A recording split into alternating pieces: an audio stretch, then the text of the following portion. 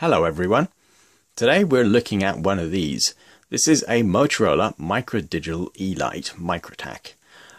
These are somewhat rare actually. These are probably one of the rarest Microtacs. Certainly I struggled to find one. I've not seen many of these around, believe it or not. Partly because these were the really high-end phones which surfaced around about 1994. So, but to give you some idea what else was available in 1994, I have in the background pretty much all the phones Motorola released in 1994 when it comes to Microtacs. We've got the Micro Digitals, of which there's two different versions. There's the black key one and the white key one. The black key ones were just the Digital Edge version. The white key were just the regular. Not much difference in terms of features. They just made a special batch, I guess. Then we have the Digital Elite, which is this phone and that. This is not to be confused with the Digital Elite or Elite, because the Digital Elite is fundamentally the same phone. It's just that it's just got a single line display, whereas the Digital Elite had a two-line display, very similar to the Microtac Elite, which I have also got in light grey, dark grey and black. Now the Elite, there is quite a few different versions of this phone here. There is 3 different colors, but actually people think that the light grey just has a green display, the medium grey has an orange display, and the black has a red display. You can actually get black ones with green displays. You can get dark grey ones with red displays, all green displays, and you can get light greys with orange displays. So the color of the phone doesn't necessarily dictate the color of the display. And I'll quickly show you what I mean when I say color of the display. That one's got a green display. This one has an orange display, and oh, that one don't power up. Okay, I've got another one here that's on charge. This is what I mean by a red display. Quickly I'll power this off. So you can clearly see that that's bright red.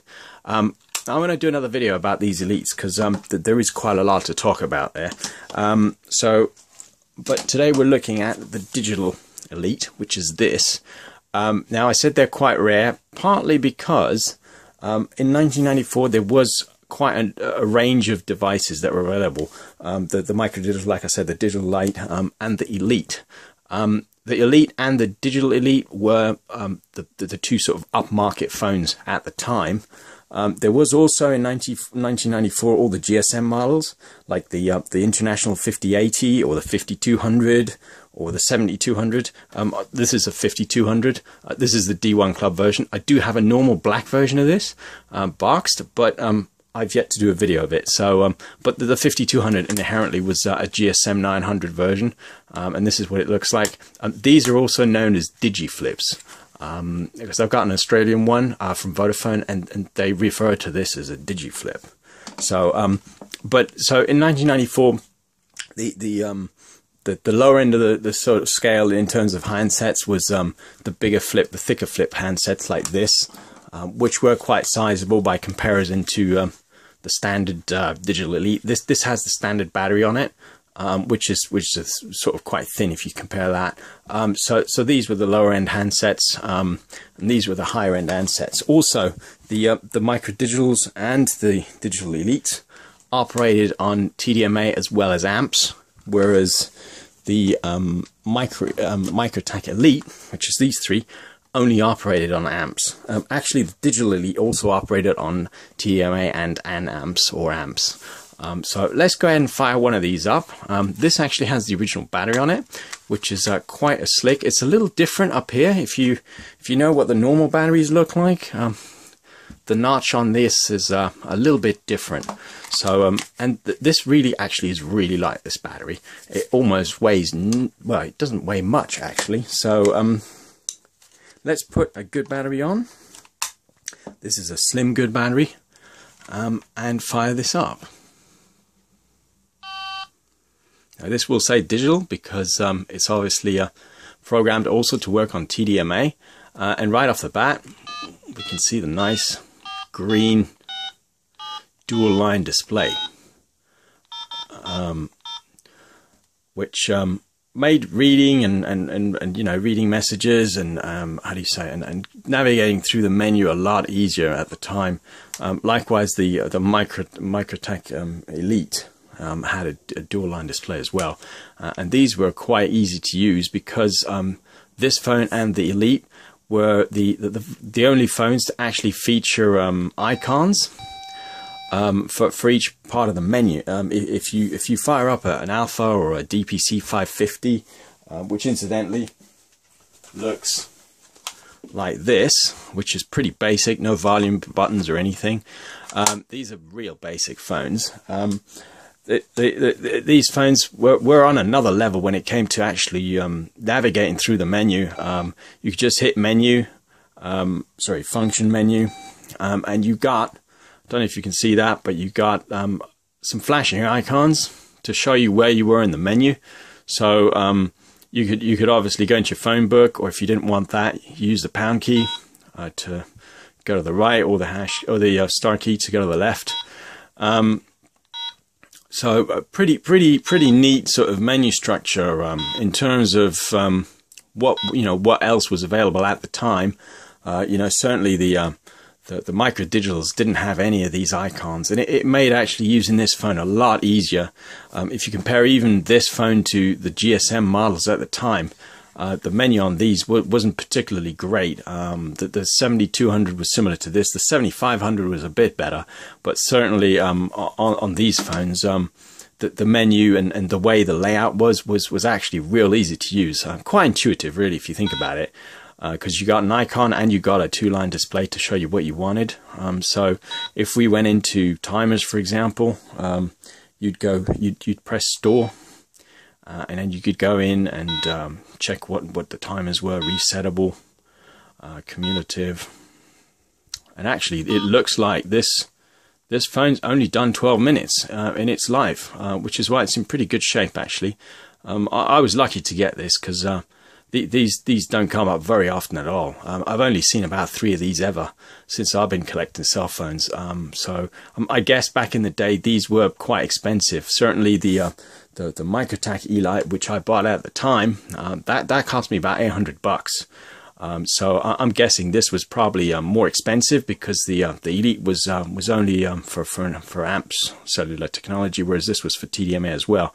So I think this was probably more expensive at the time. So not many of these I think were sold. They probably were sold to businessmen and people who wanted to pay the premium. So I don't think many of these were sold, and it's just why not many of these are floating around these days. You can just navigate through the menu. Clear gets you, or what is it? End gets you back out, and you can quickly go through and navigate through tone control. Press store to enter that. And this phone was one of the few that actually gave you different ringer types. Not many phones at the time gave you a selection of ringing or vibrating. And certainly the Microtac Elite was the very first phone that came with lithium-ion batteries. Up until that point, pretty much all the phones came with nickel metal hydride batteries, or even nickel cadmium batteries, NiCads. And NiCads are notorious for not holding their charge. They're pretty useless. You use them for about a year, and then all you can use them for back after that is just a doorstop. They're not much good at holding their charge. Whereas lithium ions are pretty reliable. Even 3-4 years down the line, they will still take charge. So, but you got a selection of ringer styles. If you wanted to go in and change that, you had different ringtones.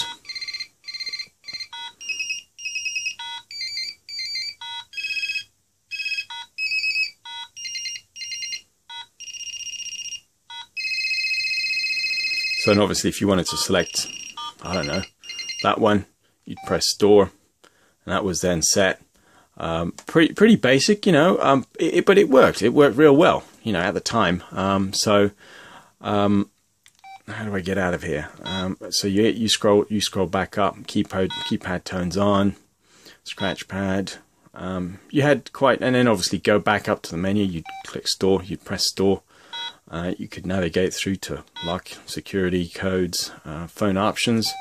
gave you a bunch of options as well. So this is where you set up whether you wanted to just use AMPS, which is analog, or you could set it up to use both. So for example, dual mode would be TDMA and AMPS, whereas if you just selected analog, this would only operate on AMPS. Of course, back in the day, AMPS service areas were a lot better than TDMA. Certainly when they launched TDMA, the service area wasn't particularly great compared to the established AMPS at the time. So if you were in an area where there was only AMPS, or the TDMA coverage or the service area wasn't particularly great with TDMA, you could set this just to go onto analog, and it was pretty reliable. Analog mode, so dual or analog. What else we got? Change number. In fact, let's try and set this up so that it only does, I don't know if we can set it just to TDMA. Dual analog, change number, store, analog mode. So dual mode, so you got a choice between dual mode or just analog. You couldn't just set it to TDMA. So that was selected.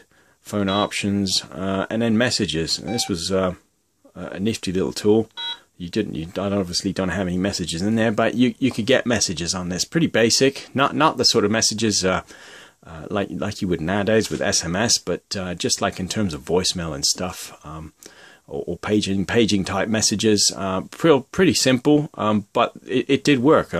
You know, so a pretty neat phone. This it's a shame we can't get these activated, because certainly I would actually get one of these activated, an Elite or a Digital Elite. These are real nice phones to actually use. They're a bit bulky, you know, if you compare that at the time. You know, the StarTACs were just about to get launched. StarTACs came out, I think, late '95, early '96.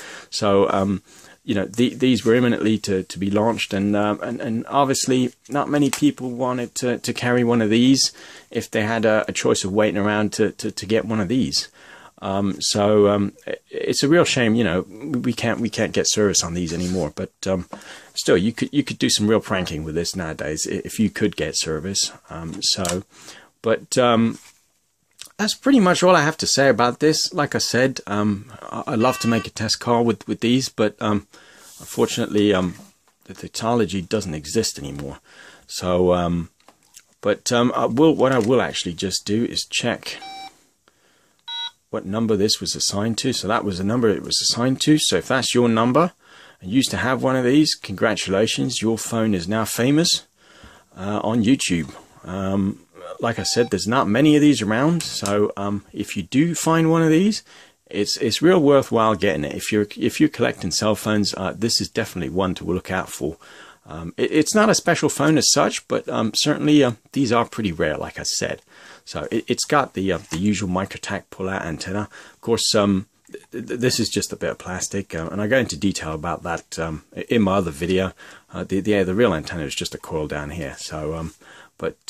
Worth checking out. So that's all I have to say about this. Please feel free to check out my other videos and share and subscribe and like. And thanks for watching.